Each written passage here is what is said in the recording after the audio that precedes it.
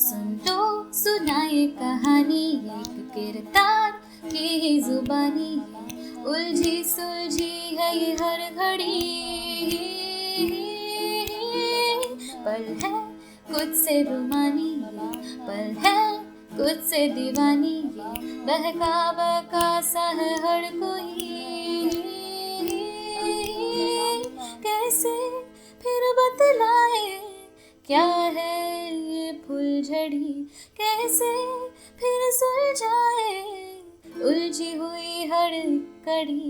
तो आओ फिर सुन लो यहाँ the story of a PhD, philosophical drama, a PhD, philosophical drama, a PhD, philosophical drama, a PhD, philosophical drama, a PhD, philosophical drama, a PhD.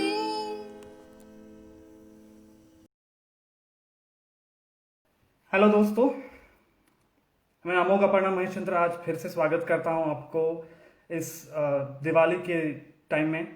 इस नए show में हम जो लेकर आ रहे हैं हर एक कहानी सोचने की, समझने की जो कोशिश है, और धीरे धीरे लोग ज्वाइन हो रहे हैं, मुझे दिखाई दे रहा है। हेलो एवरीवन, जो भी ज्वाइन हुए हैं सबके नाम तो नहीं ले पाऊंगा, काफ़ी लोग ज्वाइन हो रहे हैं। कोशिश ये है इस शो के द्वारा कि हम कहानियों को समझने की कोशिश में हैं। और जैसे मैंने पिछली बार कहा था कि कहानियाँ हमें बहुत इंट्रीग करती है, हमें बहुत पसंद है, और मुझे पीएचडी में एक कहानी नज़र आती है, हर एक पीएचडी में एक कहानी नज़र आती है। तो उसी कहानियों को समझने की कोशिश में ये शो हम कर रहे हैं, और हर बार एक एक किरदार को हम इस मंच पर खड़ा करने वाले हैं। तो इससे पहले कि आज के हम अपने गेस्ट को बुलाए, मैं कुछ मुझे एक कविता बहुत मोटिवेट करती है, और इस माहौल में जहाँ पर चारों तरफ नेगेटिविटी छाई हुई है, मुझे ये कविता कुछ ज़्यादा ही मोटिवेट करती है, तो मैं वो सुनाना चाहूँगा। मुझे यकीन है काफ़ी लोगों ने ये स्कूल टाइम में या कॉलेज टाइम में सुनी है, पढ़ी है, और अगर आपको याद आ रही है वो, तो मेरे साथ आप भी उसको रिसाइट करिए। अगर नहीं पता है तो वापस जाकर ज़रूर पढ़िए। कविता का शीर्षक है डोंट क्विट।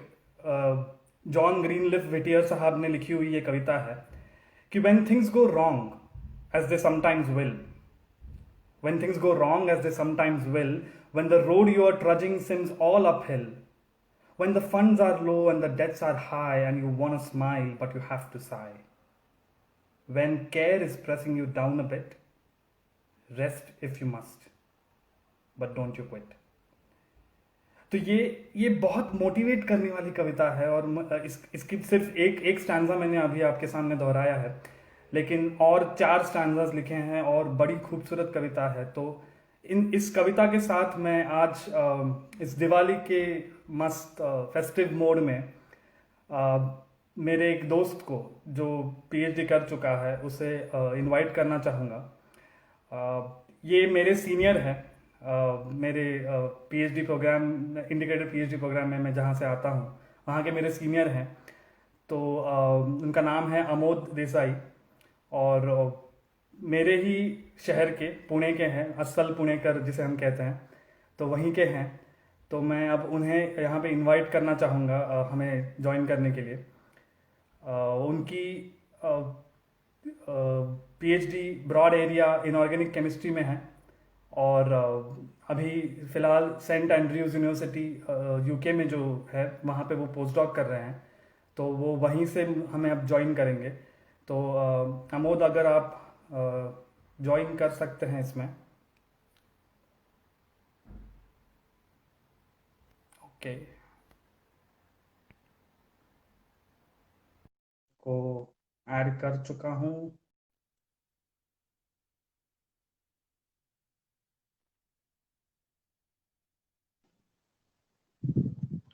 हेलो। हाय।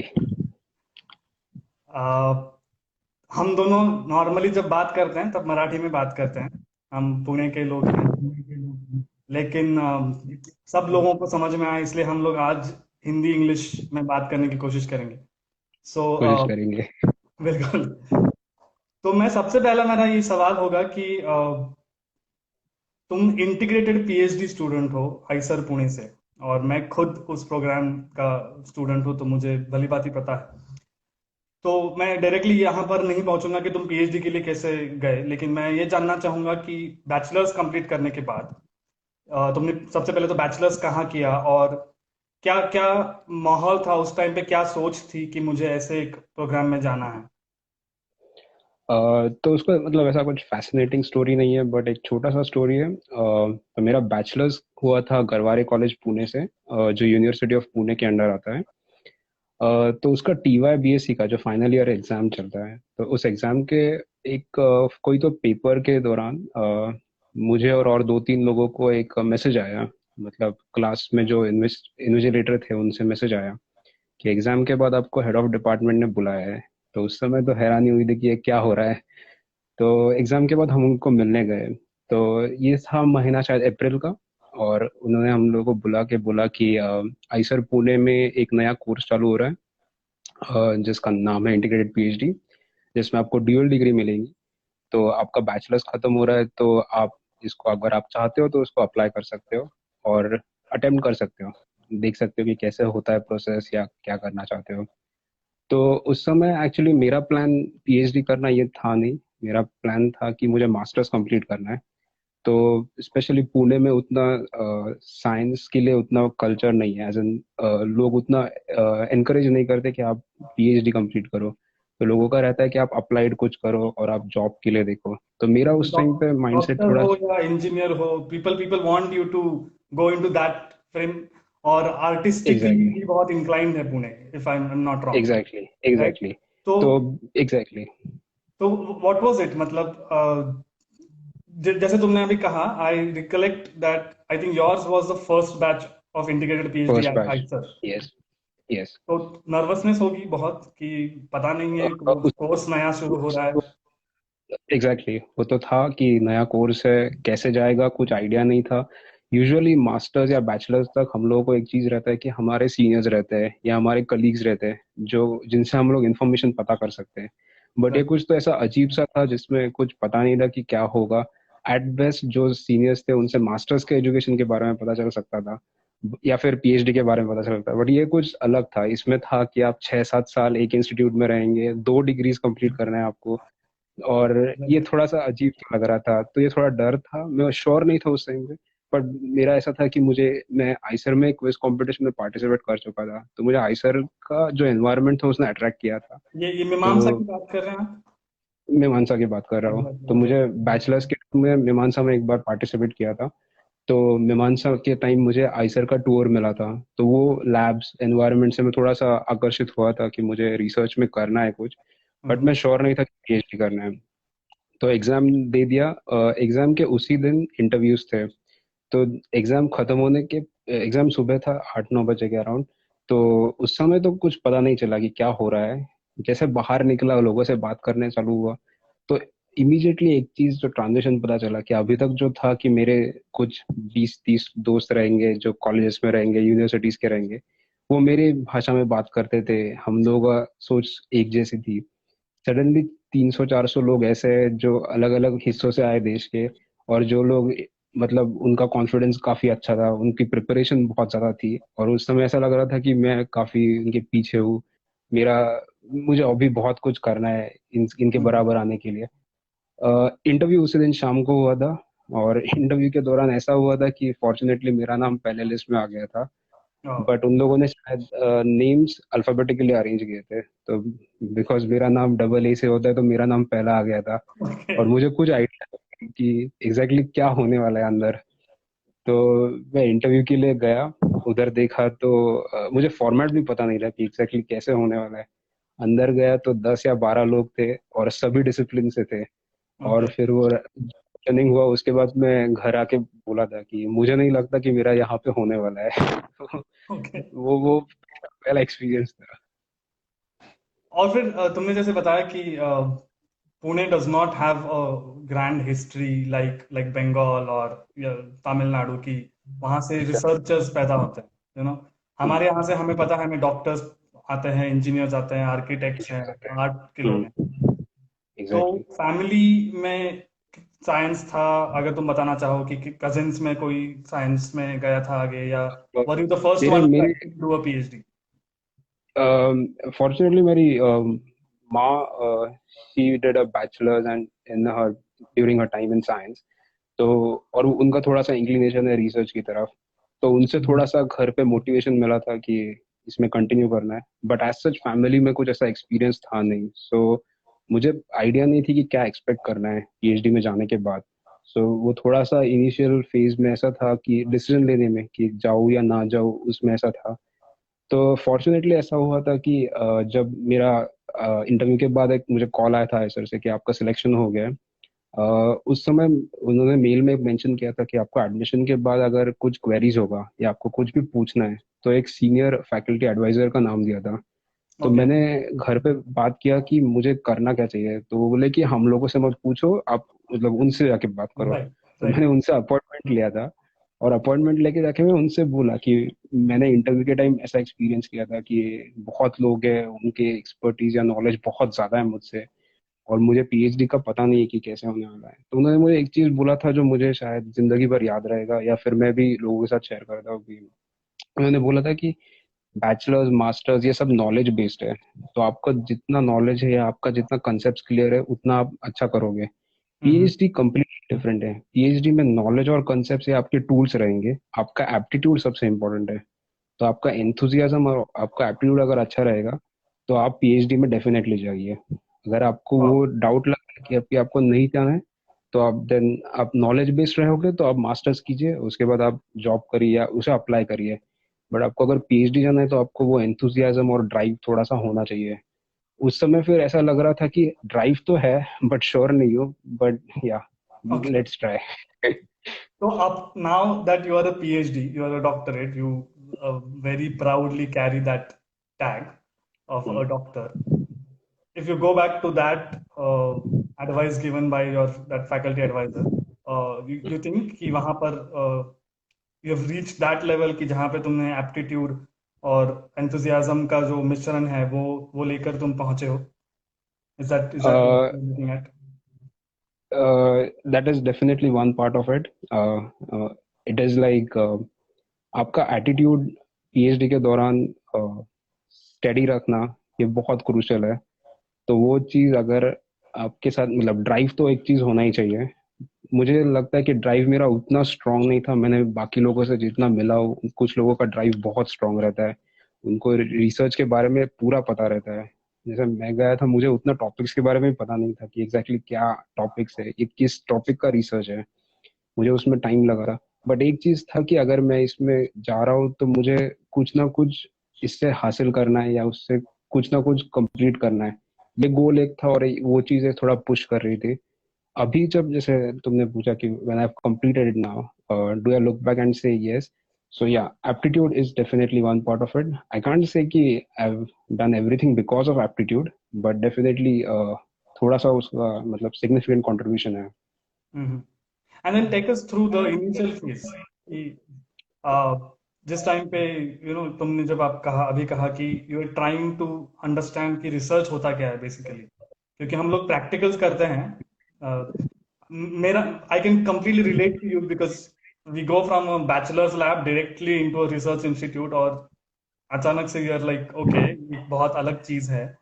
तो वो ट्रांजिशन अर्ली स्टेज, जब तुम मास्टर्स से मास्टर्स में भी शायद लैब में काम किया होगा, लेकिन वहां से जब पीएचडी में ट्रांजिशन हो रहा था, वो वाला फेज, अगर उसके कुछ किस्से हैं या कुछ तुम्हारा क्या उस एक्सपीरियंस था?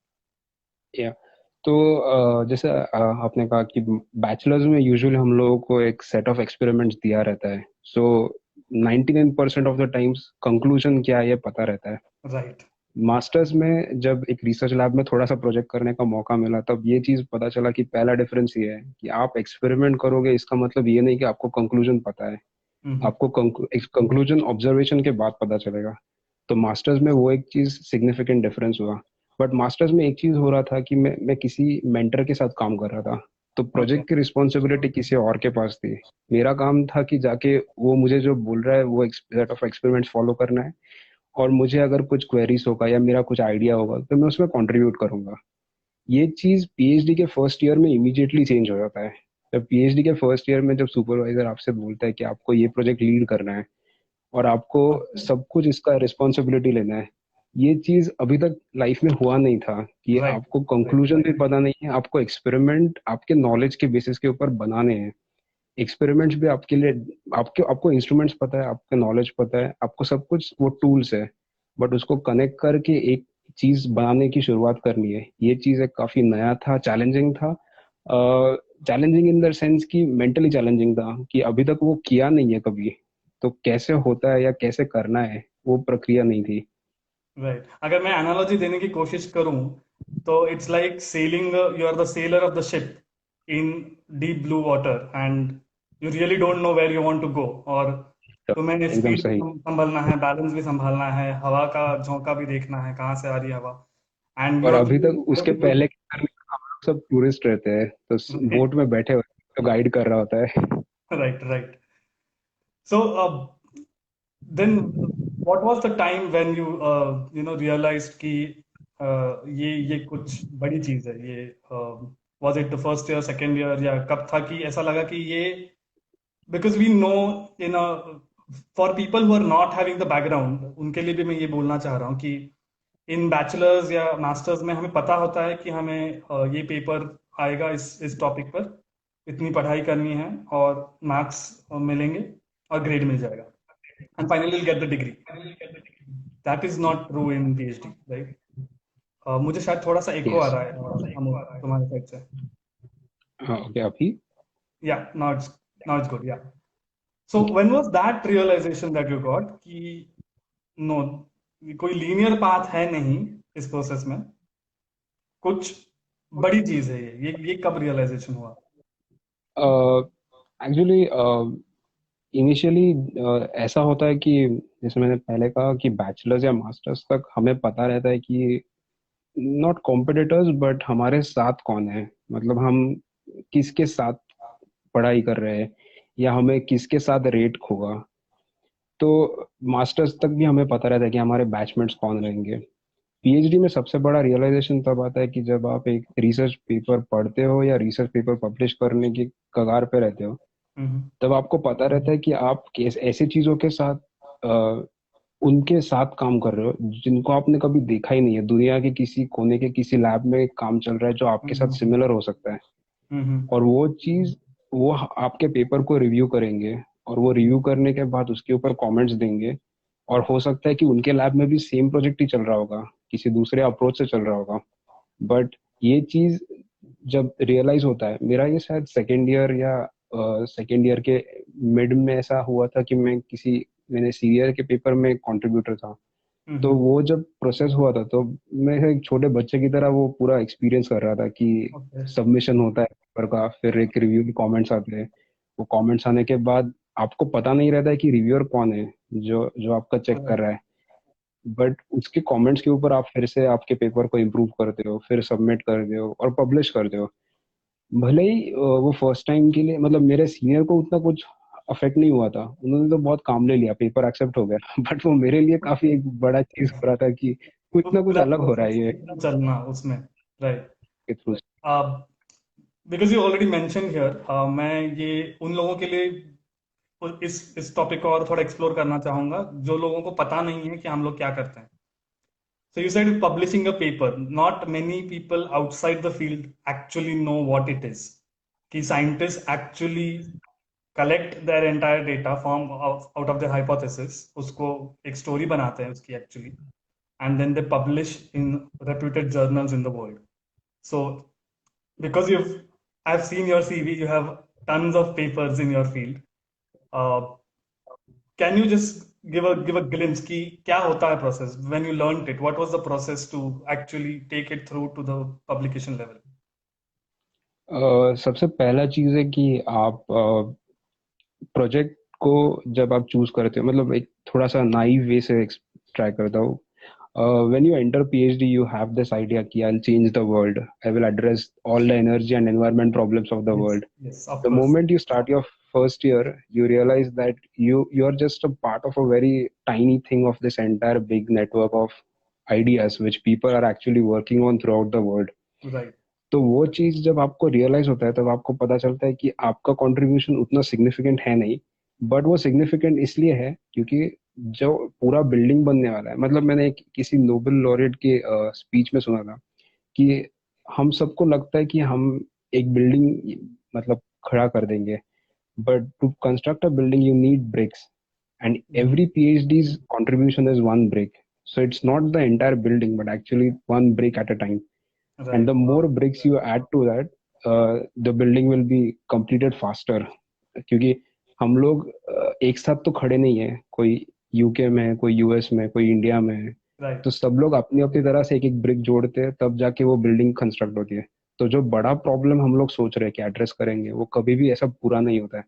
तो आप जो काम कर रहे हो वो एक छोटा सा हिस्सा है। It may Mhm. Be a useless brick, it may be a very useful brick.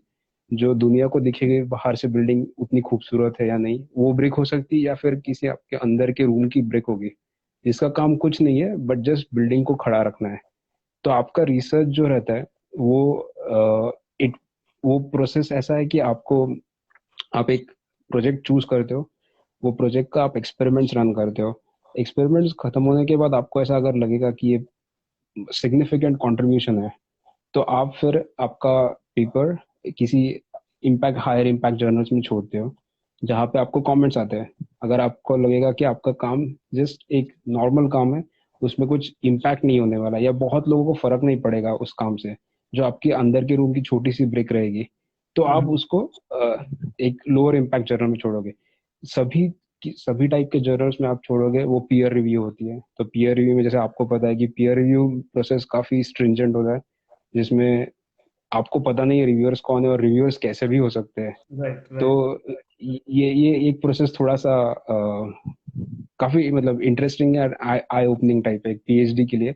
जब वो शुरू करता है तब उसको अभी तक ये पता रहता है कि उसके रिव्यूअर्स उसके टीचर्स रहेंगे या उसके लेक्चरर्स रहेंगे, but the Oh, moment you start working in a project, your research is being reviewed by someone else, जो आपका सुपरवाइजर भी नहीं है, आपके डिपार्टमेंट का भी नहीं है, आपके इंस्टीट्यूट का भी नहीं है। right. तो वो कोई और ही है जो जिसको आप देखते भी नहीं हो। Right. That's a wonderful analogy actually, जो ब्रिक का तुमने कहा अभी, नोबेल लॉरेट ने जो ये बताया। Take me through the process. एक it's a long journey, right? PhD 5-6 साल, integrated PhD, in a joking way I will say कि बहुत लंबी जर्नी है, 7-8 साल की journey. How important is it to have very good contributors to your full process? मतलब friends हो, lab mats हो, सुपरवाइजर हो, एडमिनिस्ट्रेटिव पीपल हो, ऑपरेटर्स हो, इंस्ट्रूमेंट के ऑपरेटर्स हो, ये जो कलेक्टिव तुम्हारे साथ रहते हैं, इट्स अ सिंगल स्टोरी, तुम्हारी खुद की स्टोरी होती है, लेकिन you will always have side players in each story. तो इनका इनका कंट्रीब्यूशन, इनका रोल कैसा है, क्या था तुम्हारे इसमें? मेरे इसमें ऐसा था कि फॉर्चुनेटली मेरे लैबमेट्स और दोस्त जो थे, जो मेरे एमएससी के टाइम पे थे, वो काफ़ी फ्रेंडली थे। They were always open for discussions. Hmm. मेरे हिसाब से सबसे इम्पोर्टेंट ये रहता है कि आपकी, जैसे आपने कहा कि आपकी स्टोरी खुद की रहती है, उसमें आपको एंड में खुद को पीएचडी मिलने वाली है। राइट। बट अगर आपके साथ अगर कोई काम कर रहा है, आप उससे अगर सीख पाए या आप उसको कुछ सिखा पाए, तो आपको ऐसा समझ में आता है कि आप कंट्रीब्यूट कर रहे हो और आप कंट्रीब्यूटर भी हो।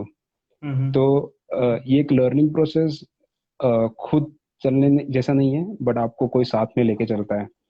और एक चीज इसमें ऐसा है कि जैसे फुटबॉल में होता है कि गोल मारने वाले को सब लोग याद रखेंगे या उसके नाम पे नेक्स्ट दिन पेपर में न्यूज आएगी, बट वो गोल स्कोर करने में जिन लोगों ने पास किया था वो भी बहुत इंपॉर्टेंट है। तो राइट। पीएचडी में जैसे आपने कहा कि जैसे एडमिनिस्ट्रेटिव स्टाफ रहेंगे या फिर ऑपरेटर्स रहेंगे, टेक्निकल ऑपरेटर्स रहेंगे, या फिर बाकी कलीग्स रहेंगे जो दूसरे डिपार्टमेंट के रहेंगे या फिर आपके डिपार्टमेंट के रहेंगे, वो सबका कंट्रीब्यूशन दिखता नहीं है। आपको कभी शायद उसका महसूस भी नहीं होता है, आप टेकन फॉर ग्रांटेड ले लेते हैं कि ये है, राइट। राइट। But right. इनका contribution at the end of the day बहुत ज्यादा सिग्निफिकेंट है। क्योंकि आप आपका जो काम है वो पब्लिश होता है या आपका थीसिस पब्लिश होता है, वो थीसिस के कंप्लीट करने के लिए जिन लोगों ने कंट्रीब्यूट किया है उसकी लिस्ट बहुत लंबी होती है। तो अगर आपने किसी थीसिस में ओपन किया और एक्नॉलेजमेंट्स अगर आपने देखा, तो उसमें जितने नाम रहेंगे वो बहुत ही लंबी लिस्ट रहती है। Right, right, right. What about the lows in your PhD? If you want to talk about them at all, कि every PhD I think has those lows. जब कोई experiment workout नहीं हो रही है, your success नहीं आ रहा, you are going through a failure. You are a big cricket fan. You are a cricket blogger as well, so you know कि form में ना होना. You are not in the form. Class may be good, but you are not in the form. So what does happen at that time? तुम्हारा कुछ experience उस मामले में? Yes. It's a very interesting way to look at from a cricket perspective. आप अगर किसी अच्छे bowling pitch पे अगर फर्स्ट दिन बैटिंग करने को आपको भेजा गया और अगर आप ओपनर हो, तो आपको अगर आपके ऑपरेसिव कंडीशंस रहेंगे तो आपको उसमें सरवाइव करना रहता है। कुछ स्पेल्स ऐसे आएंगे जब धूप निकलेगी, पिच थोड़ा बेटर हो जाएगा, आप स्ट्रोक्स मार पाएंगे, आप रन कलेक्ट कर पाएंगे। बट पीएचडी में ऐसा होता है कि आप जब वो लो फेज में चले जाते हैं तब आपको लगता है कि मेरा सेल्फ मोटिवेशन कम हो गया है, मेरा कॉन्फिडेंस कम हो गया है। मुझे सामने वाला बॉलर भले ही पार्ट टाइम स्पिनर भी हो, बट वो लगता है कि एक ओपनिंग बॉलर है जो बहुत ज्यादा खतरनाक बॉलिंग कर रहा है। वो चीजें होती है, आपको लगता है आपके आसपास सब लोग है वो आपके अगेंस्ट है, आपको लगता है कि आपके परिस्थितियां आपके खिलाफ है, आपके साथ कुछ नहीं हो रहा है सही। एक्चुअली ये सब तब होने ज्यादा लगता है जब आपके ऊपर प्रेशर भी आता है। प्रेशर दो तीन तरह का हो सकता है। एक होता है आपको खुद से एक्सपेक्टेशंस रहेंगे कुछ, कि मुझे एक पर्टिकुलर टाइम तक ये चीज पूरी करनी है, और वो अगर नहीं हो पा रही है तो वो प्रेशर बढ़ जाता है। दूसरा प्रेशर ये रहता है कि आपको अगर डेडलाइंस रहेंगे, आपकी कोई पड़ाव रहेगा, वो पड़ाव क्रॉस करने के पहले आपको अगर कुछ काम कंप्लीट करना है, वो कंप्लीट नहीं हो पा रहा है तो वो डेडलाइन सामने दिख रही है, उसका प्रेशर बढ़ जाता है। या फिर कभी कभी ऐसा होता है कि जब आप ये लो फेज में चलते हैं या फिर टफ पीरियड में चलते हैं, तब आपको आपके कलीग्स या आपके बैचमेट्स रहेंगे या आपके साथ जिन लोगों ने पीएचडी शुरू किया है, वो लोगों का उस टाइम पे सपोज हाई पॉइंट चल रहा है तो वो समटाइम्स वो ऐड कर देता है कि आपको और लगने लगता है कि मैं तो कुछ भी नहीं कर रहा हूँ और ये लोग तो इतना कुछ कर रहे हैं। कॉम्पिटिटिव बट स्पिरिट आ ओवर जाता है एक तरीके से। एग्जैक्टली वो आ जाता है। उसमें मेरा मैं इनिशियली उसमें थोड़ा सा ये था कि ये ऐसा क्यों हो रहा है, क्यों, मतलब what way should I do to get out from here. But over a period मैंने एक चीज सीखा है कि जैसे ये अगर क्रिकेट का एनालॉजी फिर से, तो ये 5 दिन का टेस्ट मैच है, ये 20 ओवर का इनिंग्स नहीं है। तो एग्जैक्टली। आपको अगर 5 दिन टिकना है तो आप थोड़ा सा झेल सकते हैं, टफ पीरियड आएंगे, एक चला जाएगा, थोड़ा सा धूप निकलेगी, आप उसमें अच्छा बैटिंग करिए, अपॉर्चुनिटीज मत छोड़िए। बट टफ पीरियड आया तो तब भी उम्मीद मत हारिए, क्योंकि उधर टिके रहना बहुत इंपॉर्टेंट है। Right, right. I want to connect this to a very slightly serious topic जो है मेंटल हेल्थ इन एकेडमिया। और ये मैं चाहता हूँ, मैं हमेशा से ये मेरी सोच रही है कि we should talk about it. There is nothing to hide about talking about mental health in academia. कुछ स्टैटिस्टिक्स अगर मैं रखना चाहूँ तो 40% PhDs हैव रिपोर्टेड कि हम डिप्रेशन में गए हैं किसी टाइम पे during PhD। So what are your thoughts about it, and how do you think one can deal with it? क्योंकि not everybody wants to even speak about it. They just take it, मतलब हो रहा है तो वो बताते भी नहीं है, बात भी नहीं करना चाहेंगे उस बारे में। what is your take on it? Definitely जो 40% जो लोग कह रहे हैं, आई एम श्योर कि बाकी जो 60% नहीं कह रहे हैं, they would have been on the brink of crossing that. क्योंकि पीएचडी एक ऐसा चीज है जो it is a tough 5 year long process. तो उसमें ऐसा पीरियड्स आएंगे ही जिस टाइम पे आपको लगेगा कि आपका mental well being is not enough for you to do it physically well. अगर आप थियोरेटिकल लैब में काम कर रहे हो तो वो शायद ज्यादा एम्पलीफाई भी हो सकता है, क्योंकि आपको फिजिकल गेट अवे नहीं है। जो राइट, एक्सपेरिमेंटल काम करते हैं उनको एटलीस्ट लैब में जाके थोड़ा सा फिजिकल एक्सर्जन होगा तो वो थोड़ा सा शांत हो सकते हैं। बट जो अगर सपोज थ्योरी में काम कर रहे हैं या कंप्यूटेशनल में काम कर रहे हैं, उनके लिए तो और भी टफ है। प्रॉब्लम्स मेरे हिसाब से ऐसा है कि लोगों को, जैसे आपने कहा, बात नहीं करना चाहते हैं।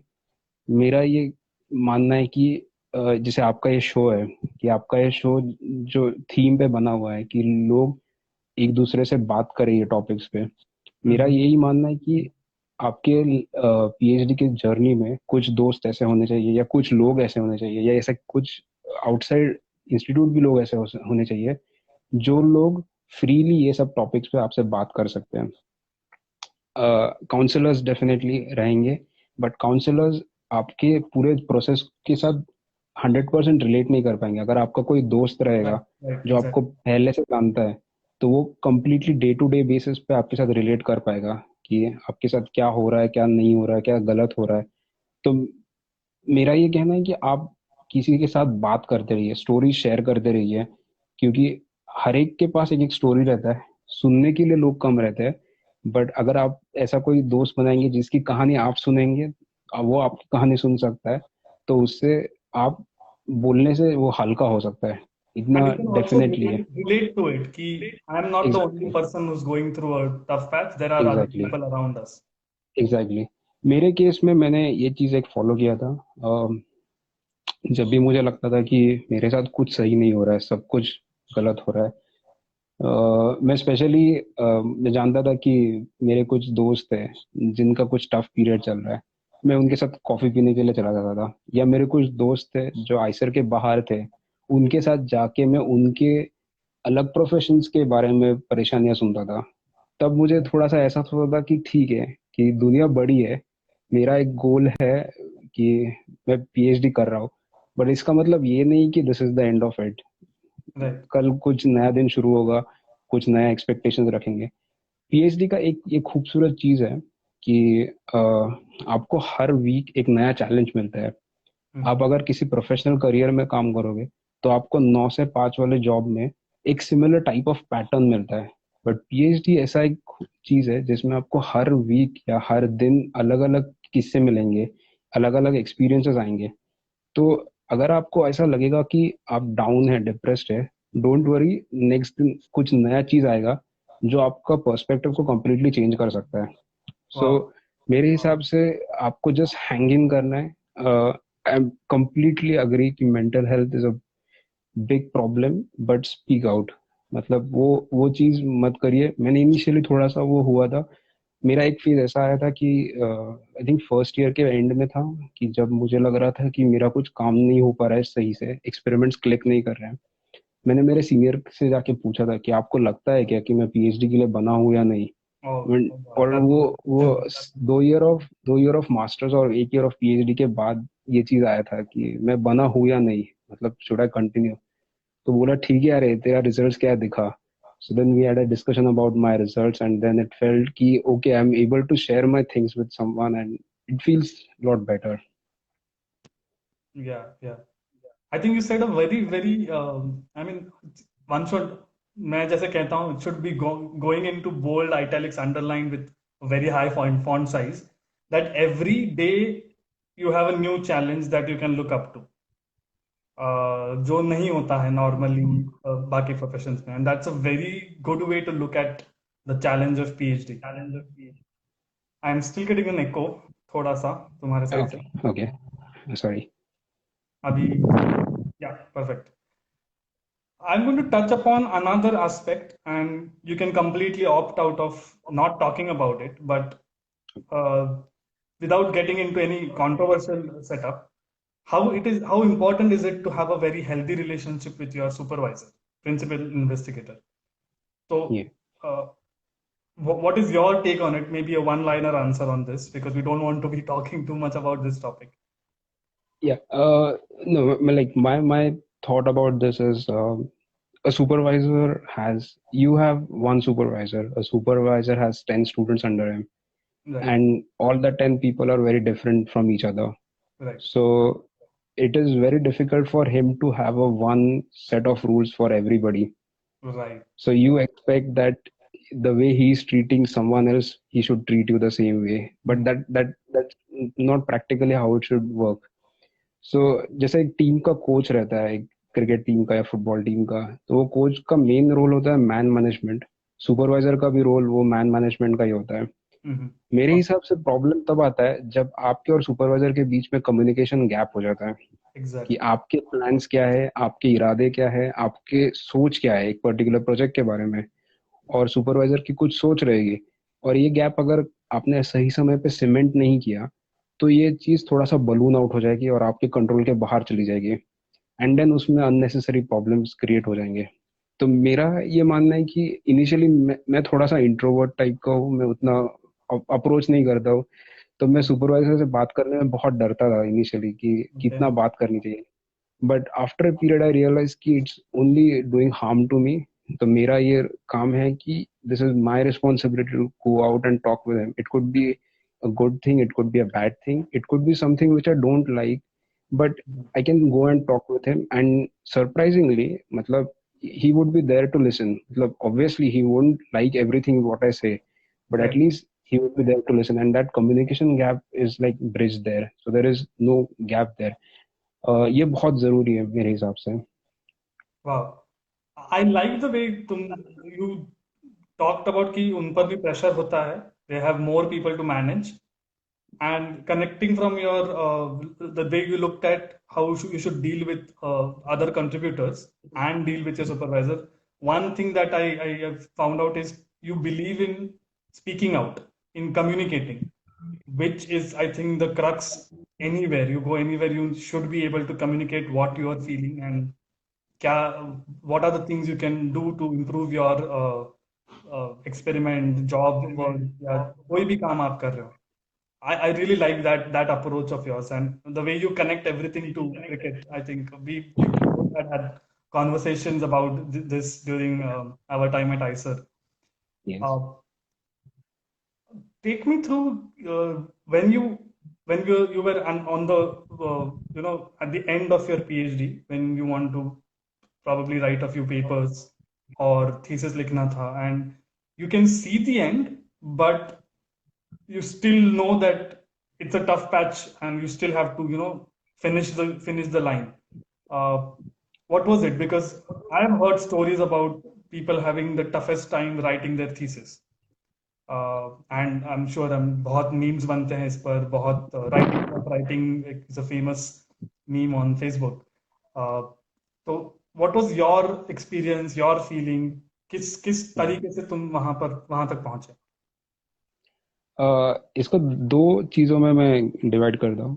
पहला चीज ये है कि इनिशियली जब हम लोग स्टार्ट करते हैं फॉर एन एक्सपेरिमेंटल केमिस्ट और अ फिजिसिस्ट और एनी साइंटिस्ट, हम लोग इनिशियल ईयर्स में we spend a lot of time on working, we spend a lot of time on hmm. Experiments और काम करने में। हम लोग उतना टाइम एनालिसिस पे स्पेंड नहीं कर पाते क्योंकि हम लोग को काम करना है, मतलब that is how it works.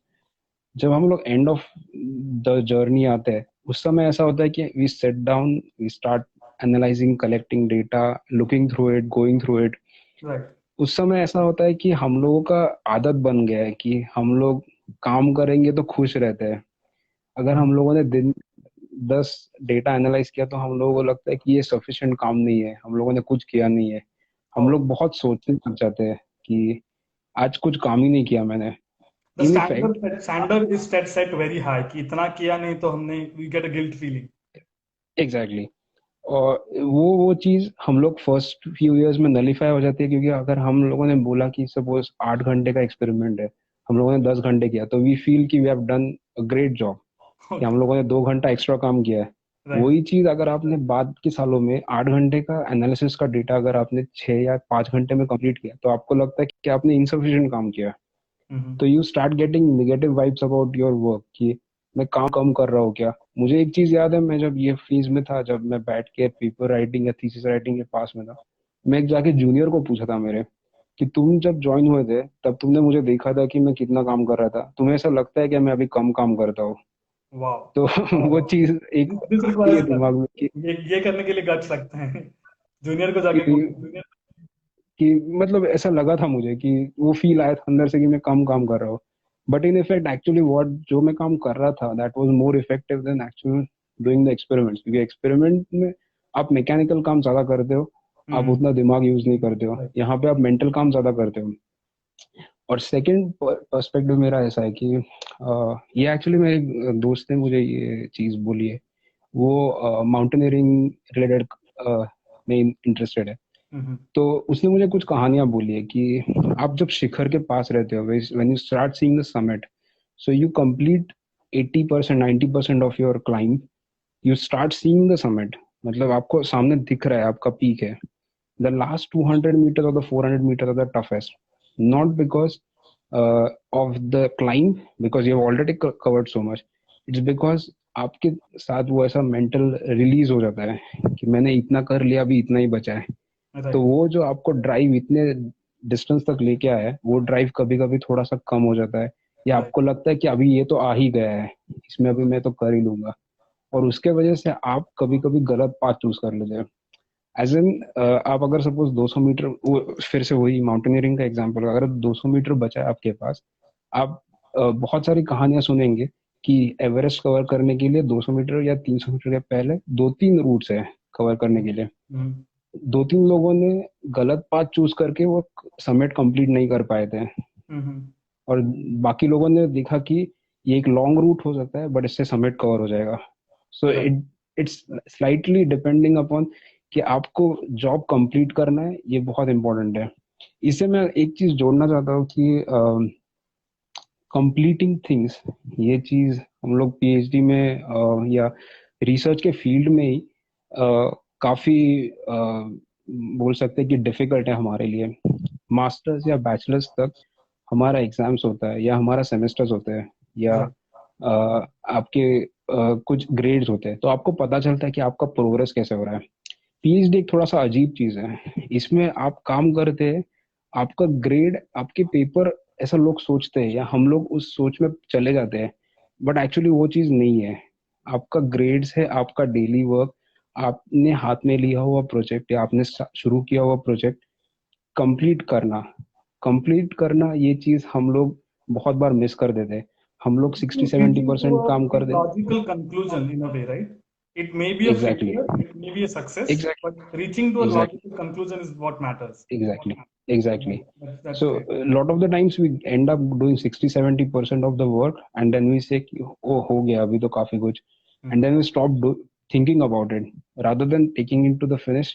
Whatever be the conclusion, that's immaterial, but it happens that we just take it to 60-70%, and then what happens is that all of these small 60-70%ers just add up suddenly in your fourth year when you sit down and start analyzing your data. Right.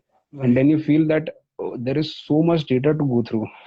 Yeah, that's true. So on a side track probably, but very important point to discuss. When you go outside the lab, तुमने कहा कि एक्सपेरिमेंटल्स के पास at least physical exertion होता है, but even then you don't, it's often said कि academicians के पास personal life के लिए कोई टाइम नहीं होता to take care of themselves, for family and everything. And I remember you were a day scholar. You used to go back home and be with your family and come back every day. Uh, how did you manage any time out of your lab work for your personal life? Be it physical exercises, बहुत जरूरी है क्योंकि I think we spend the crux of our हमारी जवानी के जो सबसे खूबसूरत दिन होते हैं लैब में बिताते हैं। सो उस टाइम पे अपने अपने आप पर ध्यान देना और उसके लिए सोचना भी, हाउ डिफिकल्ट और easy was it for you? So like I think this is the most important thing if there is something to discuss about in a PhD journey. The reason being, for a master's thing, everybody has a similar story, or any professional degree. You have a very similar story कि आपके colleague के साथ same type of पढ़ाई है, syllabus same type का है, आपको पता है कि क्या करना है। पीएचडी में ऐसा होता है कि हर एक की स्टोरी अलग रहेगी, जैसे आपके शो में पता चल जाएगा कि सबकी स्टोरी अलग है। राइट। तो ये जर्नी में सबसे इम्पोर्टेंट क्रूशल चीज है कि स्पेंडिंग टाइम ऑफ, ये चीज जो है, ये I think the most important thing है मेरे हिसाब से। आपके पिछले शो में शायद आपके गेस्ट ने कहा था कि स्विच ऑन स्विच ऑफ वाला चीज जरूरी है।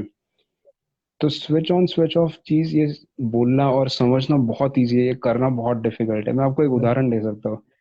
पीएचडी के साथ ऐसा होता है, आपने कहा कि पर्सनल लाइफ नहीं रहती है, बट अगर even if you decide to go out for an occasion, मेरे साथ ऐसा हुआ था कि मैं मेरे एक दोस्त के साथ, आईसर का ही दोस्त है, उसके साथ एक बर्थडे या किसी इवेंट के लिए गया था। वहां पे केक कटिंग के बाद बातें हो रही है, कुछ एक शब्द किसी ने कॉन्वर्सेशन में बात किया, उसको उसके वजह से वो दोस्त को उसके एक एक्सपेरिमेंट की चीज याद आ गई। मतलब Yes, I've heard subconsciously, this. तो subconsciously brain is working in your lab even though you are not there physically present. और ये चीज एक्टिव रिसर्च में स्टिक हो जाती है। मतलब मैं ये चीज पीएचडीज में भी देखा हूँ, पोस्ट डॉक में भी अभी देख रहा हूँ, या फिर इवन सुना भी है लोगों से कि ऐसा चीज होता है। तो इसका सबसे इम्पोर्टेंट पहलू ये है मेरे हिसाब से कि आपके पास एक पैशन होनी चाहिए या फिर एक हॉबी होनी चाहिए which should be outside your work. वो चीज बहुत जरूरी है, आप उसको कॉन्शियसली फॉलो करें। Mm-hmm. हम लोग अक्सर ऐसा होता है कि थक जाते हैं, मेंटली थक जाते हैं, फिजिकली थक जाते हैं, एंड देन जस्ट डिसाइड कि okay I can do this later, this is not important. Right, But right, that is very important. That time, it could be half an hour, it could be 1 hour, it could be just doing nothing, spending time with your family or your friends, talking about something which is completely irrelevant to whatever you're doing. But that time is like invaluable for a PhD because that makes you refresh. आपका computer का अगर system hang हो जाता है तो आप right click refresh करते हो, Mm-hmm. वो आधा घंटा आपकी जिंदगी का वो रिफ्रेश बटन है जो आपको करना ही है। आपकी Wow. सिस्टम हैंग हो जाती है, उसको रिफ्रेश करने की सख्त जरूरत होती है। और उससे मेरा एक डिफरेंट पर्सपेक्टिव भी है। ये तो एक चीज है। मेरा दूसरा एक पर्सपेक्टिव ऐसा है कि हमें हमारा प्रोग्रेस को रिव्यू करना चाहिए। जैसे मैंने कहा पहले कि हमें पता नहीं चलता कि हम किस डायरेक्शन में जा रहे हैं, सही जा रहे हैं गलत जा रहे हैं, because we don't have marks. हम लोग को पता नहीं चलता कि क्या सही है क्या गलत है। मेरे लिए फॉर्चुनेटली ऐसा हुआ था, जैसे आपने कहा कि मैं डे स्कॉलर टाइप था, तो मैं शाम को जब बाइक से घर जाता था, it was like a 25 minute journey. और Right. उस समय रात को ट्रैफिक उतना रहता नहीं था। तो somehow I develop this practice कि मैं दिन को रिव्यू करूंगा वो 25 मिनट में। वो Wow. दिन को रिव्यू करूंगा, उसमें से क्या सही, मतलब क्या विन है क्या लूज है। मैक्सिमम डेज पे तो लूज था ही, मैक्सिमम डे पे फेलियर्स थे, but at least I I was able to review my day. उससे मैं ये सोच पाता था कि ठीक है, मुझे क्या चीज नहीं करनी है वो मुझे पता चल गया आज के दिन में। तो नेक्स्ट दिन जाके मैं वो चीज फिर से रिपीट नहीं करूंगा। अक्सर ऐसा होता है कि Yeah. हम लोग वो चीज नहीं कर पाते तो नेक्स्ट दिन वही गलती करेंगे, और फिर देन वी स्टार्ट थिंकिंग कि oh I did this yesterday and this wasn't right, so I should not do it again. वो चीज हम लोग रिव्यू यूजुअली नहीं कर पाते हैं। मतलब मेरे साथ भी नहीं हुआ था ये चीज। मैंने towards the end of the PhD जब मैं ऐसा थोड़ा सा सोच में टाइप गया, उस समय ये सब हो पाया था। Right, right. And because you already, I want to relate this to your hobbies outside of research. And you are a very, very die-hard cricket fan. You do cricket blogging. You do amateur photography. Talk through how you managed to get. I mean, it's not difficult to be an Indian and not love cricket, so it's very easy to fall in love with cricket. But I've seen you being a very, very die-hard cricket fan. तो उसके बारे में कुछ बताओ। Actually मेटाफोरमॉर्फिकली मेरा ऐसा हो गया कि मैं पीएचडी को क्रिकेट के साथ बहुत ज्यादा रिलेट कर पा रहा था। और इसकी शुरुआत ऐसी हुई थी कि मैं स्कूल में थोड़ा क्रिकेट खेला था। एंड मुझे एक इंटरेस्टिंग स्टोरी ऐसा है कि because during my school days I wasn't sure कि मैं कितना अच्छा क्रिकेटर हूँ या कितना खराब क्रिकेटर हूँ। तो पुणे का जो इंटरनेशनल स्टेडियम था उस टाइम पे, नेहरू स्टेडियम, उस राइट। स्टेडियम पे एक बार अंडर 15 के ट्रायल्स थे। I think I was in 6th or 7th grade that day. तो उस समय हमारे कोच ने 3 या 4 बच्चों को स्कूल की तरफ से भेजा था कि आप जाइए। तो उसमें मैं गया था और मैं तब स्कूल के टीम के लिए ओपनिंग करता था। But my role was to just hold one end up. I wasn't scoring much. और उस समय जो टीम सिलेक्शन था उसमें जरूरत थी कि एक मिडिल ऑर्डर बैट्समैन हो जो मार सकेगा। और मैं गया और उधर सामने 50-60 बच्चे थे और उसमें से सिलेक्शन के लिए मुझे 1 या 2 बॉल मिले थे। वो एक ऐसा बड़ा रियलाइजेशन था कि this is not meant for me. तो राइट। वो चीज एक बार वो स्ट्राइक हुआ था। तो उससे एक्चुअली पीएचडी में इजी हुआ कि वो एक हम्बलिंग थिंग है कि आपको जो लगता है कि आप जिसमें बहुत अच्छे हो या आपको पता नहीं है कि आप कितने अच्छे हो, it's better to be humble than to be sorry type. तो वो चीज उस कनेक्ट हो पाया है, तो इसलिए आपको डिप्रेशन मतलब आपको खराब नहीं लगेगा उस बात से, अगर वो चीज वर्कआउट नहीं हुई उससे। तो वो एक छोटा सा लेसन था, और उसके बाद से काफी ऐसा हुआ कि मैंने ब्लॉगिंग शुरू किया फिर, क्योंकि मुझे ऐसा लग रहा था कि मैं कुछ ना कुछ तो करूँ इसके साथ जुड़ा रहूँ टाइप। तो वो भी चीज सॉर्ट ऑफ कनेक्ट हो गई, and then this all of this sort of helped in small ways during my PhD. IISER में टूर्नामेंट होता है, टेनिस बॉल टूर्नामेंट, उसमें थोड़ा बहुत खेला था, तो थोड़ा थोड़ा कंट्रीब्यूशन चल रहे थे। But what ever was happening in cricket और रिलेटेड टू क्रिकेट, तो वो चीज़ मुझे पीएचडी को एक पर्सपेक्टिव देने में काफ़ी हेल्प किया, क्योंकि वो स्कूल डेज में जितने एक्सपीरियंसेस थे या फिर बाद में जितने लिखा मैंने, जब हम लोग किसी चीज़ को एक पर्सपेक्टिव देते हैं तो ऑटोमेटिकली इजी बन जाती है। You start feeling it more real rather than थोड़ा सा बलून वाला चीज़ है, एक hypothetical cheese. So it did help you tremendously during the process, right? Cricket के बारे इट में इट बात करना, उससे रिलेट एग्जैक्ट कर पाना। Great exact. ग्रेट। कुछ किस्से याद है मजेदार, मतलब लाइक अभी भी तुम्हें जब याद आते हैं तब हंसी आ जाती है कि यार ये मैंने किया था? ऐसे कुछ किस्से शेयर करना चाहोगे? काफी सारे हैं, बट एक अभी जो इमीडिएटली याद आ रहा है वो ऐसा है कि आपको तो पता है कि मैं एक्सरे क्रिस्टलोग्राफी में थोड़ा सा काम कर रहा था। राइट। तो हम लोग नया मॉलिक्यूल्स को क्रिस्टलाइज करते थे और उसका स्ट्रक्चर डिटरमाइन करते थे एक्सरे से। तो एक पीरियड आ गया था 1-2 महीने का, जब मैं बहुत ट्राई कर रहा था, कोई क्रिस्टल ही ग्रो नहीं हो पा रहा था। एंड देन सडनली एक दिन ऐसा हुआ कि मुझे एक सेट ऑफ रिएक्शन से बहुत सारे क्रिस्टल्स मिल गए, और ओके। बिकॉज मैंने अलग मेटल्स यूज किए थे तो बहुत अलग अलग रंगों के क्रिस्टल्स मिल गए थे। मैंने माइक्रोस्कोप में चेक किया तो सब क्रिस्टल साइन कर रहे थे। मेरा स्लॉट 1 या 2 दिन के बाद था, तो मैं सभी क्रिस्टल्स लेके गया, इंस्ट्रूमेंट पे टेस्ट किया, और पता चला कि एक भी क्रिस्टल मेरे कंपाउंड का नहीं है, सभी स्टार्टिंग मेटल सॉल्ट्स के हैं। ओके। और वो चीज का रेंज ऑफ इमोशंस याद है कि इनिशियली जो एक्साइटमेंट हुआ था कि 1-2 महीने के बाद कुछ मिला है, और जो डिसअपॉइंटमेंट हुआ था उसके बाद, उससे ये ऐसा थोड़ा सा किस्से है। और लैब में भी काफी सारे किस्से हुए थे जो अभी भी याद आते हैं, ऐसा है कुछ मौकों पे। Okay. Uh, now that you've already finished your PhD, uh, the way हम एड्स देखते हैं, राइट, बिफोर एंड आफ्टर, वजन कम करने वाले एड्स होते हैं या हेयर ग्रो के एड्स होते हैं, I always connect somehow that to before PhD and after PhD. It's my personal, मुझे वो ऐसे दिखता है कि I should look at people and look at the change they had before and after PhD. So, how has Amod changed from starting as an integrated PhD student to becoming Dr. Amod Desai? As a human being, as a perspective, कैसे बदला है, क्या हुआ है? आपसे शायद मैंने एक बार ये कहा था कि मेरा आर्ट्स में उतना रुचि नहीं था पहले। अभी भी ऐसा नहीं है कि मेरा पहला चीज आर्ट्स है, बट एक बिग डिफरेंस ऐसा हुआ है, जैसे आपके शो का टाइटल है कि फिलोसॉफिकल ड्रामा। पीएचडी के जर्नी ने मुझे एक चीज सिखा दिया कि there is a lot of philosophy, a lot of things which happen around us. मेरा आर्ट्स के लिए शायरी होगा, पोएट्स होगा, गानों के लिरिक्स होंगे, मैं उसमें थोड़ा इनिशियली ऐसा था, इग्नोर करता था, सिर्फ ट्यून्स को सुनता था। अभी लिरिक्स को ज्यादा सुनता हूँ या पसंद करता हूँ, उसमें समझने की कोशिश करता हूँ, शायरी होगी ऐसा टाइप का। ओवरऑल मेरा पर्सपेक्टिव काफी चेंज हुआ है। इनिशियली मेरा पर्सपेक्टिव बहुत ही लिमिटेड था, सीमित था। मैं जो पर्सपेक्टिव था उसमें खुश था। अभी जो मेरा पर्सपेक्टिव है थोड़ा सा बढ़ गया, मैं ये नहीं कह सकता कि पूरी तरह से ग्लोबल है अभी, बट थोड़ा बढ़ गया है। मैं चीजों को थोड़ा सा 1-2 स्टेजेस के बाद रेट करता हूँ। इमीडिएटली कुछ रिएक्शन नहीं देता हूँ किसी भी चीज का। पहले ऐसा था कि अगर मेरे सामने कुछ क्वेश्चन पूछा गया तो मैं इमीडिएटली कुछ ना कुछ आंसर दे दूंगा। अभी मैं थोड़ा सोचता हूँ कि Right. मुझे थोड़ा और पहलू पता हो इसके बारे में, तब मैं जाके कुछ जवाब दूंगा। थोड़ा सा पेशेंस आ गया है। एक सार्केस्टिकली ऐसा है कि पीएचडी को मैं खुद ऐसा एक टर्म देता हूँ कि PhD is patience harvesting discipline.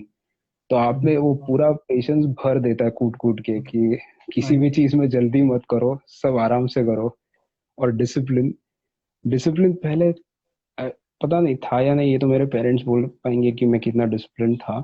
But PhD के बाद हर एक चीज में डिसिप्लिन रखना, ये चीज थोड़ा सा बदलाव आ गया है इन जनरल पर्सनल लाइफ में भी, कि किसी भी चीज में जल्दी नहीं करना है, उसको एक रूटीन बनाना है हर एक चीज में। आई डोंट नो, ये पीएचडी का गुड इफेक्ट भी हो सकता है या वॉट एवर, बट मैंने मैंने मेरे दोस्तों में भी चेंजेस देखे। सो डेफिनेटली पीएचडी एक ऐसा जर्नी है जिसमें आपको काफी हद तक चेंज कर सकता है। और आपने जैसे सही कहा कि बिफोर आफ्टर सिर्फ फिजिकल अपीयरेंसेस में चेंज नहीं होंगे, आप कुछ आपको हालांकि फिजिकल हालांकि अपीयरेंस वहां वहां पर भी होंगे, फिजिकल अपीयरेंसेस भी में भी चेंज होंगे। कहाँ पे नहीं होंगे। Right. This one connects me to my next question ki there's a term called scientific temper and not many people relate to it. Definitely very few people outside the scientific community relate to it. But we know कि scientific temper हो, rational thinking हो, ये शायद आज के ज़माने में सबसे ज़्यादा ज़रूरत है इन चीज़ों की। How have you developed it in you, and how do you see translating it to your people, your friends, your family, your relatives, या तुम जहाँ पे भी लोगों से इंटरेक्ट करते हो जो कि साइंटिफिक कम्युनिटी बैकग्राउंड से नहीं आते, उनको तुम how do you define it and how do you like try to explain things to them? Yeah. तो एक चीज ऐसा है कि आई थिंक सबने, even if is a commerce student और एन आर्ट स्टूडेंट, उसने कभी ना कभी तक स्कूल में साइंस के बारे में थोड़ा सा पढ़ा होगा। तो उसको ये आइडिया होगा कि साइंस बेसिकली होता क्या है। So you come have a hypothesis, you test it, you have an experiment to do it, और उसके बाद आप कुछ ऑब्जर्वेशन लेते हो और उससे आप कंक्लूजन निकालते हो। तो ऑब्जर्वेशन के बाद कंक्लूजन ये डायरेक्ट प्रोसेस नहीं होता है। ऑब्जर्वेशन के बाद आप क्वेश्चंस पूछते हो कि ये ऑब्जर्वेशन ऐसा क्यों आया है, या ये ऑब्जर्वेशन ऐसा क्यों नहीं आया है। और फिर आप फिर से एक्सपेरिमेंट के पास जाते हो और एक्सपेरिमेंट से कुछ अलग अप्रोच लेके फिर से एक नया ऑब्जर्वेशन बनाते हो। तो ये साइक्लिक प्रोसेस है और ये नंबर ऑफ टाइम्स रिपीट होता है until you get a conclusive evidence कि हाँ, इससे मैं एक प्रॉपर इन्फरेंस निकाल पाऊंगा। इन जनरल हमारे रेगुलर लाइफ में हम लोग ये चीज बहुत कम करते हैं कि हम लोग क्वेश्चन कम पूछते हैं। Exactly, हम yeah. लोग अज्यूम कर लेते हैं कि जो सामने वाला कह रहा है ये सही है, या हमें कुछ भी, अगर किसी ने किसी के बारे में या किसी चीज के बारे में कुछ बोला, हम लोग उसको ये नहीं पूछते कि अरे उसका दूसरा साइड क्या है। ये एक पीएचडी या एक साइंटिफिक कम्युनिटी में रहने के बाद आपको एक नेचुरल आ जाता है, आप में एक वो इनबिल्ट हो जाता है कि Right. आप किसी भी चीज का दो पहलू या और भी पहलू रहेंगे तो वो आप परखेंगे, उसके बाद आपका आपका ओपिनियन या आपका कंक्लूजन देंगे। ये चीज बहुत जरूरी है। जैसे आपने कहा अभी के समय में जब आपको इंफॉर्मेशन बहुत फास्ट आती है और आप उसको प्रोसेस करने के पहले आप कंक्लूजन कर डाल लेते हैं कि हाँ ये चीज ऐसा है या वो चीज वैसी है। तो उसके लिए एक बेटर ये रहेगा कि आप किसी भी चीज का हर एक वे से, जितना वे से आपको पॉसिबल है, आप उसको देखिए, उसको सवाल पूछिए। ऐसा नहीं है कि आप सवाल मतलब आपका ओपिनियन उस पर डालिए, बट आप सवाल पूछ सकते हैं कि ये सही क्यों है या ये गलत क्यों है। एंड देन आपको अगर आपके अनुसार जवाब मिला, देन आप उसके बाद आपका कंक्लूजन या आपका ओपिनियन उसके बारे में बनाइए। Yeah, and how do you translate it when you're discussing things with your family, friends, relatives, या जिनसे भी इंटरेक्शन होता है, डिस्कशंस होते हैं किसी किसी मुद्दों पर, ये बात तो आती होगी कि people believe in something and then you know कि शायद ये यूनिडायरेक्शनल थिंकिंग है, सोचा नहीं है इस पर पूरी तरीके से, and you know you have gone through the process, but how do you translate it, how do you communicate things to people? मेरा मेरा एक ऐसा इस पे है कि आई डोंट नो कि ये चीज साइंटिफिक थिंकिंग की वजह से आई है या नहीं, but I like to play devil's advocate. अगर कोई किसी भी मुद्दे पे अगर बात कर रहा है तो उसकी अपोजिट राय रखना बहुत जरूरी है, ताकि Right. आपको जो एक्चुअली मुद्दा रख रहा है उसको भी पता नहीं रहता है कि उसके पास इतने सारे पहलू है वो बात रखने के लिए। समटाइम्स ऐसा हो सकता है। तो मैं जब भी अपने दोस्तों के साथ या फैमिली के साथ कुछ टॉपिक्स पे बात करता हूँ, तो I like to play this devil's advocate, जहाँ पे अगर किसी का ओपिनियन रहेगा तो उसका counter opinion, extreme counter opinion रखिए, राइट। ताकि आपको एक्चुअली सभी पहलू पता चल जाए वो डिस्कशन से। एंड कभी कभी ऐसा भी हो सकता है कि वो डिस्कशन की वजह से आपको कुछ नया चीजें पता चले जो शायद आपको कभी पहले पता भी नहीं थी, या आपको एक चीज के बारे में एक ऐसा पहलू पता चले जो आपने कभी सोचा ही नहीं था। सो ये चीज बहुत जरूरी है कि जो लोग स्पेशली साइंटिफिक फील्ड में है, वो लोग जब अपने फ्रेंड्स या किसी भी दोस्तों के साथ जो आउटसाइड साइंस है उनसे बात करेंगे, सो दे should use whatever skills they've got or whatever way of thinking they've got with others. Opinions लोगों के हो सकते हैं, those are personal things, उसमें कभी ये नहीं है। बट अगर एक सोच अगर आप स्प्रेड करेंगे कि रैशनल थिंकिंग की कुछ सोच है, तो वो अगर आपने कुछ दोस्तों को स्प्रेड किया या आपके फैमिली मेंबर्स को स्प्रेड किया, that would be really good. क्योंकि उनको भी शायद पता नहीं रहेगा कि वो इतना डीप सोच सकते हैं किसी भी टॉपिक के बारे में। Right, right, right. That's a good thing कि काउंटर ओपिनियन से पूरा एक रेंज कवर कर लो, and then you actually can look at what are the possibilities, what are the loopholes in the entire discussion. आज बहुत मजा आया मुझे तुम्हारे साथ ये डिस्कस करते हुए, and I think you have had a wonderful journey of your PhD with all the highs and the lows, and I think मैंने खुद तुम्हें अपने सामने बदलते हुए देखा है, because I was your junior, I joined just 1 year after you, and I've seen a gradually very very mature Amod coming out through PhD. और मुझे बहुत I feel very proud to know you as a person, and the way you discuss things with me, I've been मुझे बहुत मजा आता था तुम्हारे साथ बात करते वक्त जब भी हमने किए। My last question same for same. today, या तो my last question, तो PhD इतनी खत्म कर ली है, अच्छे से ये किया है, would you recommend people to do it firstly? और अगर रेकमेंड करोगे, जब भी लोगों को बताओगे कि पीएचडी करो, what is that one advice you will want those people to follow कि ये करना चाहिए ताकि तुम्हारा अप्रोच सही रहे पीएचडी में? Like maybe I'll just break this into two parts. The first part is everybody of us nowadays has an account on some website. We go to a website, we create an account. Before creating an account, there is a tick box which says, I accept terms and conditions. You click that tick box and then you open your account. वाह। आपको masters या bachelors तक अभी तक पता रहता है कि आप क्या टर्म्स एंड कंडीशंस अप्लाई कर रहे हैं। पीएचडी में प्रॉब्लम ये होता है कि पीएचडी में आप किसी से बात करेंगे तो आपको एक टाइप का कुछ कंक्लूसिव ओपिनियन नहीं मिलेगा, आपको पूरा रेंज मिलेगा। आपके ये शो के दौरान आपको ये आप लोगों तक पहुंचा सकते हैं कि एक पूरा रेंज रहता है। कुछ लोगों के एक्सपीरियंसेस बहुत ही अच्छे रहेंगे, कुछ लोगों के एक्सपीरियंसेस बहुत ही खराब रहेंगे। तो जब एक नया स्टूडेंट कोई सोच रहा है कि मुझे पीएचडी करनी है या नहीं, तब उसको टर्म्स एंड कंडीशंस के बारे में कंफ्यूजन होना स्वाभाविक है, उसमें वो कंफ्यूज होने का चांस है।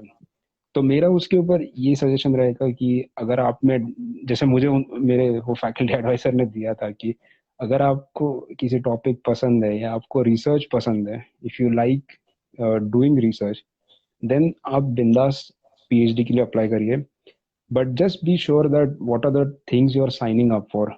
ये ऐसा चीज है कि आपको पता होना चाहिए कि आगे क्या चीज है। इसलिए आप आपके सीनियर्स रहेंगे या आपके कलीग्स रहेंगे, आपके दोस्त रहेंगे जो सपोज पीएचडी कर रहे हैं या जिन्होंने किया है पहले, उनसे आप उनके एक्सपीरियंसेस सुनिए, उनके एक्सपीरियंसेस डाइजेस्ट करिए कि ऐसा नहीं है कि ये सब कुछ खराब है, इसमें बहुत कुछ खूबसूरत चीजें हैं।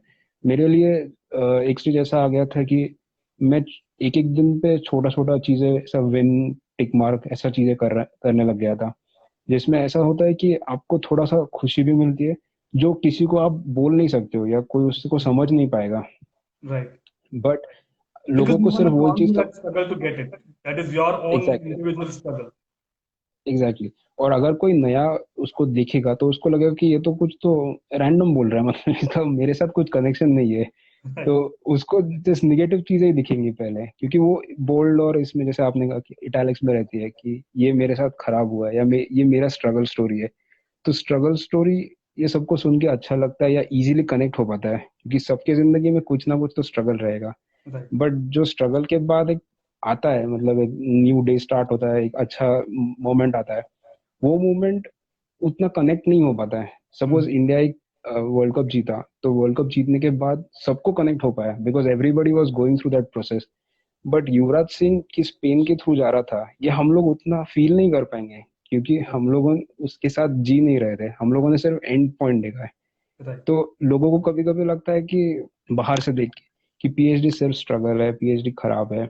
ऐसा नहीं है, पीएचडी में बहुत अच्छी चीजें हैं। आप दुनिया के साइंस के लिए थोड़ा सा एक ब्रिक बन के काम कर रहे हैं। आप एक ग्लोबल प्रॉब्लम के लिए, आपको पता भी नहीं रहेगा कि आपने ग्लोबल सोल्यूशन, ग्लोबल प्रॉब्लम के लिए एक छोटा सा सोल्यूशन प्रोवाइड किया हो सकता है इन द प्रोसेस। आप अगर एक साइंटिफिक कम्युनिटी में देखोगे तो पीएचडी को लोग ट्रेनिंग बोलते हैं। जैसे अभी यहाँ पे पोस्ट डॉक में देख रहा हो तो PhD is just a training, even though ये 5 साल का एक लंबा स्टोरी है, ये राइट। पूरा एक बड़ा पिक्चर में आप देखोगे तो एक छोटा सा पीस है। तो अगर आप उस पीस में जूम इन करेंगे तो आपको बहुत सारे पहलू मिलेंगे, बट वो पहलू समझ के फिर आप उस चीज को साइन अप करिए। बट अगर सिर्फ आपको ऐसा लग रहा है कि मेरा दोस्त कर रहा है इसलिए मैं करूंगा, या ये करने के लिए करना है, या इधर एक 5 साल में क्या रेगुलर फेलोशिप मिलेगा मैं कर लूंगा, या फिर तो सिर्फ नाम के आगे डॉक्टर लगवाने के लिए नाम क्या लोग कहते आते हैं हैं। Exactly. This is not something you should ये साइन अप फॉर। एग्जैक्टली मतलब अगर आप ये साइन अप करेंगे और अगर आपको कुछ सालों के बाद आपको अगर लगेगा कि मेरा गोल्स कुछ अलग थे और मैं कुछ कर अलग रहा हूँ, ये होने का संभावना ज्यादा है उस केस में। But right. अगर आपको ये लगेगा कि मेरा एंड गोल है कि मुझे रिसर्च में करना है, आप ऑटोमेटिकली वो स्ट्रगल्स या जो भी आपका फेलियर्स रहेंगे उसको आप एक्सेप्ट करना सीखोगे जल्दी से। बट अगर आपने वो चीज सोच के ही नहीं किया है कि जस्ट करने के लिए किया है, तो आपको वो स्ट्रगल्स और फेलियर्स लगेंगे कि बहुत बड़ी चीजें हैं, और आपको रोड ब्लॉक्स लगेंगे जो आप पार नहीं कर पा रहे हो। राइट। राइट। बहुत बहुत very nice way you explain की term accept terms and conditions. And to and with I would like to tell our audience कि Amod ne, at the end of his PhD, he made a presentation of what was his story and what he has learned from his PhD. And he actually took his juniors sit through the presentation, 15-20 minutes presentation, and he actually took them through how the story should be. And I think ये एक बहुत unique है, मैंने ये बहुत लोगों को करते हुए नहीं देखा है कि मैंने जो सीखा है मैं अपने जूनियर्स तक वो ट्रांसलेट करके उनको वो समझा के जाना चाहूंगा कि भाई ये मेरी सीख है, इससे तुम जो भी अपना अपने लिए सीख पाओ ये सीख लो। I have seen that presentation, you have shared it with me, और मुझे वो बहुत खूबसूरत लगा था। तो आई थिंक धन्यवाद। Your juniors would are really a lucky bunch of people who have sat through that presentation and have learned it from you. And I'm एक sure कि बहुत लोगों ने एक ही आज चीज, या श्योर। एक ही चीज जोड़ना चाहता हूँ कि मेरे juniors definitely they are more talented than me, और मेरे कुछ सीनियर्स जो थे वो तो बहुत ही ज्यादा टैलेंटेड थे, उसमें कुछ दो राय ही नहीं है। बट एक चीज है जो एक्सपीरियंस है, आपका खुद का जो एक्सपीरियंस है उसको कोई बीट नहीं कर सकता है। तो be it science, be it anything else in your life, आपका एक्सपीरियंस को आप समेट के रखिए, आप उसको रिव्यू करिए, उससे चीजें निकाल के शेयर करिए, क्योंकि वो एक्सपीरियंस किसी के काम में आ सकता है। ये मेरी यूजुअल सोच है कि किसी भी पड़ाव खत्म होने के बाद आप वो चीज को रिव्यू करिए कि आपने उस चीज में क्या सीखा, क्या फेल हुआ, क्या वर्क हुआ, वट एवर हुआ, जस्ट पास करिए दूसरों को। Excellent, excellent thought, I think, and excellent thought to end on the conversation today. Uh, Thank you so much, Amod, for joining us and sharing so many different things and your perspective on PhD. And बहुत मजा आया मुझे, and I'm sure जो भी लोग देख रहे हैं या आगे भी इस वीडियो को देखेंगे, I'm sure they are going to enjoy and learn a lot of things from this. So thank you once thank again. You very much Amol, आपके शो में मुझे ये करने के लिए, इंक्लूड करने के लिए। My and pleasure. आपके शो को बहुत सारा शुभकामनाएं।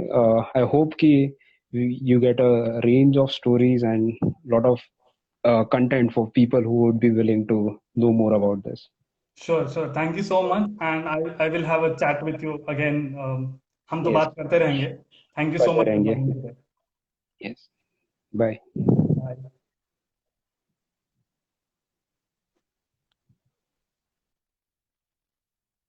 तो दोस्तों ये थे आमोद, और मुझे यकीन है कि उनकी स्टोरी सुन के, उनके पर्सपेक्टिव्स जान के आपको बहुत मजा आया होगा। मुझे तो बहुत मजा आया। जिस दिन से चला हूं मेरी मंजिल पर नजर है। जिस दिन से चला हूं मेरी मंजिल पर नजर है। मेरी आंखों ने मील का पत्थर देखा ही नहीं। बशीर बद्र साहब की इन्हीं पंक्तियों के साथ आज के लिए आपसे अलविदा चाहता हूं। लेकिन जाते जाते as a representative of the scientific community मैं चाहता हूं कि हम लोग कुछ सोचें अपने हम क्या कर रहे हैं स्पेशली कोरोना वायरस के साथ, क्योंकि 50 मिलियन से ज्यादा केसेस हो चुके हैं पूरी दुनिया में। 12 लाख से ज्यादा लोग मर चुके हैं। एंड अगर अब हम कुछ समझ नहीं पा रहे उस चीज को, अगर as a scientific community itself हम लोग ध्यान नहीं दे पा रहे उस पर, तो थोड़ा सोचना जरूर है। तो let's think about it. Let's continue to wear mask and have sanitisation and social distancing. और उसके बावजूद जो भी हो रहा है पूरी दुनिया में, जितनी भी नेगेटिविटी है वो सब बाजू में रख के अपने दोस्तों के साथ, अपने फैमिली के साथ, अपने रिश्तेदारों के साथ खुशियां और मोटिवेशन देते रहिए। और इस सारी नेगेटिविटी के बीच में बस बने रहिए। अगले शो तक के लिए अलविदा।